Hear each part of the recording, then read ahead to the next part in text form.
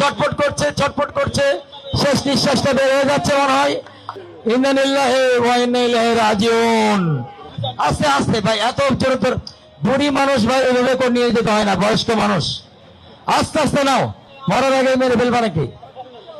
আস্তে আস্তে আস্তে আস্তে ভাই, এত তাড়াহুড়ো কিছু নাই। আমাদের এখানে ম্যাজিস্ট্রেট আছে ভাই, আপনারা একটু পিছনে যান ভাই, আর ফুটেজ করার দরকার না, প্লিজ পিছনে যাই আমরা একটু। ভাই একটু দাঁড়াও, তোমরা তো ওয়েট করো না, চল্লাদ তুমি কি নিয়ম জানো না? দাঁড়াও, ম্যাজিস্ট্রেট আছে এখানে, আমাদের দামি ম্যাজিস্ট্রেট উপস্থিত আছেন। উনি ওখানে গিয়ে শেখ হাসিনার সাথে কিছু বার্তালাপ করবে, সেগুলোর ব্যবস্থা আছে। আমাদের এখানে কালো কাপড়টা একটু পরে দাও, হুজুরও আছে, কালো কাপড় আছে। ভাই আমি ম্যাজিস্ট্রেট সাহেবকে বলছি, দামি ম্যাজিস্ট্রেট সাহেব আপনি একটু উপরে আসেন। আমাদের যে আসামি আছে ফাঁসির কাছে, তার একটা স্বীকারোক্তি নেন এবং উনি কি বলে আপনি।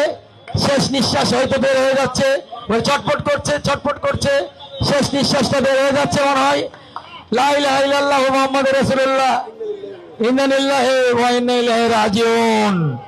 আমরা সবাই ইন্না লিল্লাহি ওয়া ইন্না ইলাইহি রাজিউন পড়ি, কারণ সে চলে গেছে, যে চলে গেছে তার উপরে রাগ রাখতে হয় না, রাগ মিটিয়ে দিতে হয়। আমরা অ্যাটলিস্ট আমরা সবাই মুসলিম, আমরা মুসলিম ভাবে করব। আপনারা দেখলেন কিভাবে শেখ হাসিনার প্রতীকী ফাঁসি দেওয়া হলো বাংলাদেশের জনগণের মঞ্চে। আমাদের